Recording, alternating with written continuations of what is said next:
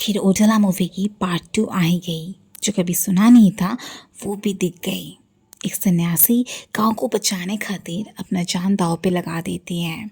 सन्यासी अगर तमन्ना भाटिया हो, इंसान क्या आत्माएं भी क्रश खा जाती हैं। अगर ओझला मूवी की फर्स्ट पार्ट ना देखी हो तो जल्दी से चली जाओ, मेरे चैनल पे कहानी अवेलेबल है, क्योंकि उसके बाद ये कहानी सुनने में डबल मज़ा आ जाएगा। तो चलो ज़्यादा देरी ना करते हुए कहानी की ओर बढ़ते हैं। उसके पहले फर्स्ट पार्ट की थोड़ी स्टोरी मैं बता देती हूँ। तिरुपति नाम का एक आदमी नई नवेली दुल्हन का किडनैप करके शोषण करके मार डालता था।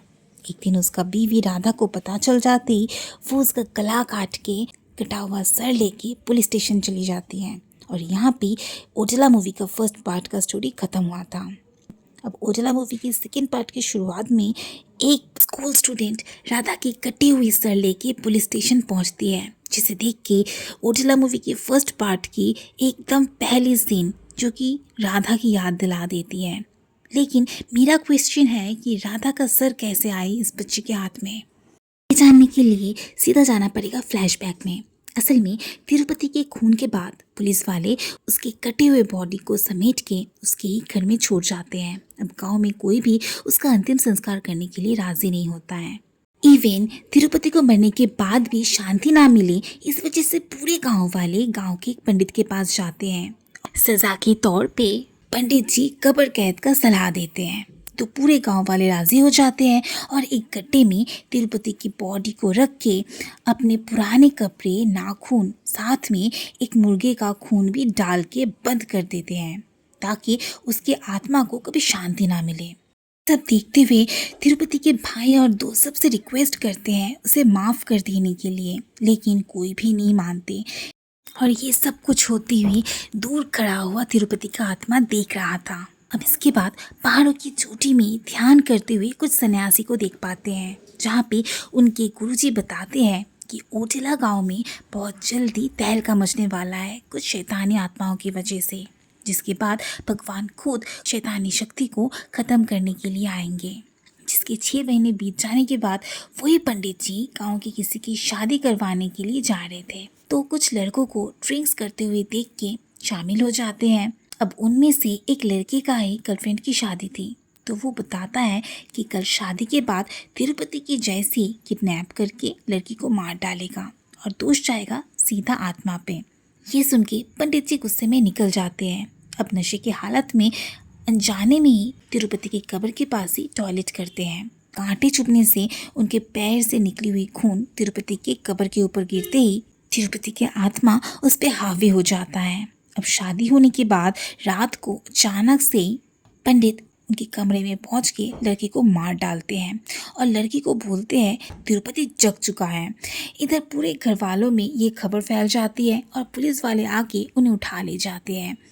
इधर पूरे गांव में तिरुपति का आत्मा अपने साइकिल लेके घूमने लगता है। फिर हम एक अल्लाह बख्शू नाम का मौलवी को देखते हैं, जो बुरी आत्माओं को भगाने का काम करता था। इसके पास एक पॉसेस लड़की को ले आया जाता है, तो वो उसके पेरेंट्स को एक कटा हुआ मुर्गे का मांस गांव के बाहर रखाने के लिए बोलता है। तो रात को वे लोग वही रिचुअल्स करके चले आते हैं। अब वही रास्ते से गुजरते वक्त वेंकटेश तिरुपति का आत्मा को कब्र फोड़ के निकल के मांस खाते हुए देख के उसका होश उड़ जाता है और अगले दिन वो सबको ये बात बताता है, लेकिन कोई भी उस पर विश्वास नहीं करता है सिवाय अल्लाह बख्शू के। अब कुछ दिन बाद गांव में एक शादी से निकल के सरपंच रास्ते में टॉयलेट करता है, और वो भी अनजाने में तिरुपति के कब्र के पास। तो कांटे चुभने से उनके पैर से भी खून निकल के कब्र में गिरते ही तिरुपति के आत्मा के वश में आ जाते हैं, जाके नए नवेली दुल्हा और दुल्हन को मार देते हैं एकदम सेम पैटर्न में। सुबह ये नज़ारा देख के गांव वालों के तो होश उड़ जाते हैं, तो वे लोग गांव के बीचों बीच पंडित और सरपंच को ला के बहुत मारते हैं। तभी वेंकटेश और अल्लाह बख्शू आके सबको समझाते हैं कि इसमें इन दोनों का कोई दोष नहीं है, ये सब तिरुपति के आत्मा का क्या करा है। उसका कब्र खोद के वे लोग खुद का ही कब्र का बंदोबस्त कर दिए हैं। और तभी वेंकटेश एक वीडियो क्लिप दिखाता है, जहाँ तिरुपति की साइकिल खुद ब खुद ही गाँव में घूम रही होती है। इसके बाद तिरुपति के घर वाले उसके कब्र के पास पसंदीदा खाना रख देते हैं और उनके चले आते ही तिरुपति का आत्मा कब्र के पास रखी हुई सारा खाना खा लेता है। इसके बाद एंट्री होती है गांव के नए कमिश्नर की, जो आत्माओं पे विश्वास नहीं करते थे, उल्टा अल्लाह बख्शू के ऊपर ही शक करने लगते हैं, क्योंकि वो सरपंच और पंडित को निर्दोष साबित कर रहा था। तो वो तहकीकात के लिए उस रात कब्र के पास रुकने का फैसला करते हैं। अब अगली सुबह कांस्टेबल चाय लेके आते कमिश्नर को कब्र के पास एक चेयर में बैठा हुआ दिखता है, एकदम स्टैचू की तरह। टच करते उनका चश्मा गिर जाता है और एक आंख बाहर निकल के गिर जाता है। ये देख के तो वे लोग पूरा शॉक हो जाते हैं। इवन कमिश्नर की पीठ पूरा छिली हुई थी। ये देख के अब तो वे लोग और भी घबरा जाते हैं और सीधा पहुंच जाते हैं राधा के पास, जो कि जेल में थी। ये सुन के वो भी सोच में पड़ जाती है, क्योंकि इतनी मुश्किल से तिरुपति के जंगल से गांव को बचाया था और अब कब्र कैद के दंड दे के गांव को फिर से मौत के मुंह में डाल दिया। पिछली बार राधा ही गांव वालों को तिरुपति के जंगल से बचाई थी, तो इसीलिए गांव वाले इस समस्या का समाधान भी उससे ही पूछते हैं। तो वो बताती है कि उसकी दादी एक समय बहुत बड़ी सन्यासी थी, पूजा और ध्यान में लीन रहती थी। ये देख के उसकी बड़ी बहन भैरवी भी शिव जी की साधना करने लगी। उसके पास कुछ स्पेशल पावर थे, जिससे वो लोगों की मदद करती थी।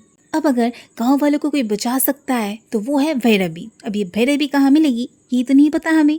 असल में भैरवी अपनी दादी की याद में एक मंदिर में जाती थी, तो गांव वाले सीधे चले जाते हैं भैरवी के पास, जहाँ पे वो सीधा इनकार कर देती है। गांव वालों की बहुत रिक्वेस्ट करने के बाद वो मान जाती है और कुछ मंत्र जाप करते हुए कब्र के पास जाके बोलती है, इसे कुछ क्षण के लिए बांध के कपाट क्रियाक्रम करना पड़ेगा, इसी तरह उसे मुक्ति मिल पाएगी। फिर वो 4 नंदी की मूर्ति और कुछ धागे से एक चक्र बनाती है, ताकि तिरुपति की आत्मा बाहर ना आ पाए, और गांव वालों को बताती है कि ये चक्र 15 दिन तक बंधा रहना चाहिए। अगर उसके पहले ये चक्र टूटा तो पूरा गांव में प्रलय आ जाएगी। तो बारी बारी से सारे गांव वाले पहरा देने लगे। अब भैरवी को गांव वाले 15 दिन तक वहाँ पे रोक लेते हैं। अब ये खबर आसपास के गांव में फैल चुकी थी, तो कुछ मीडिया वाले रिकॉर्डिंग करते वक्त उनका ड्रोन चक्र के अंदर गिर जाता है। तो चक्र के अंदर वो लाने जाने वाला था कि गांव की एक रखवाली करने वाला आदमी उसे मना कर देते हैं। उस वक्त वो तो अंदर नहीं गया, लेकिन रात को अपनी महंगी ड्रोन को लेने अंदर जाते ही एक कांटा चुभने से उसका खून कब्र में गिरते ही तिरुपति की आत्मा के वश में आ जाता है। जिसके बाद वो भैरवी से मिलने मंदिर पहुंच जाता है। उसे नहाते हुए देख के हवस मिटाने के लिए अंदर जाने लगा कि एक बड़ा सा नाग उसके सामने आ जाता है। तो भैरवी ये देख के अपनी शक्तियों से मंदिर के बाहर खदेड़ के फेंक देती है और बोलती है कि मेरी रहती इस गांव का कुछ भी नहीं बिगाड़ सकता। इसके बाद सीधा अगले दिन सुबह गांव वाले एक फेस्टिवल की मीटिंग के लिए इकट्ठा होते हैं, जहां तिरुपति की आत्मा आके सब तहस नहस कर देता है और बोलता है कि मेरे रहते इस गांव में कोई भी खुशी नहीं मना पाएगा, और अपनी शक्तियाँ दिखाने लगता है। यहाँ पे भैरवी शॉक हो जाती है, क्योंकि सारे पंचभूत उसके कंट्रोल में आ गई होती है। असल में उस रिपोर्टर को वश में करते ही वो कुछ अघोरी के पास जाके कुछ तंत्र विद्याएं हासिल कर ली थी, जिस वजह से वो कुछ दिन तक गायब था और काफी ज्यादा पावरफुल होके लौटा। अब एक बवंडर बन के पूरा गांव के चारों ओर घूम के एक रेखा बना देता है, जिसका आर पार ना कोई जा सकता ना कोई आ सकता। जो भी जा रहा था वही 2 हिस्सों में कट जा रहा था। और इन कुछ दिनों के अंदर ही गांव वाले राधा को भी छुड़वा के गांव ले आए थे। अब तिरुपति के बनाया हुआ इस सीमा के कारण गांव में भूखमरी और डर की मातम छा गई थी, जिसके बाद अचानक से ही गांव की एक बच्ची को अस्थमा का अटैक आता है। तो वे लोग भैरवी के पास आते हैं, क्योंकि हॉस्पिटल था गांव के एकदम बाहर। तो भैरवी अपना तिलक लगा के एक प्लान बताती है, जहाँ पे राधा को दुल्हन जैसे सजाया गया, ताकि वो तिरुपति को रिझा सके। और भैरवी खुद मंदिर के लाउड स्पीकर पे मंत्र जाप करने लगी, ताकि तिरुपति कमजोर हो जाए। तो प्लान अनुसार बच्ची के माता पिता उसे ले जा ही रहे थे कि तभी इलेक्ट्रिसिटी चली जाती है और लाउड स्पीकर बंद हो जाती है। तो तिरुपति को समझ में आती वो बच्ची को सीधा वश में करके राधा का सर कटवा के सीधा पुलिस स्टेशन ले जाता है। और दोस्तों, अब तो तिरुपति को कंट्रोल करना एकदम मुश्किल हो गया था। और अब तो तिरुपति सबके सामने एक शर्त भी रखता है, जहाँ पे वो बोलता है कि भैरवी को उसके साथ एक रात बिताना पड़ेगा।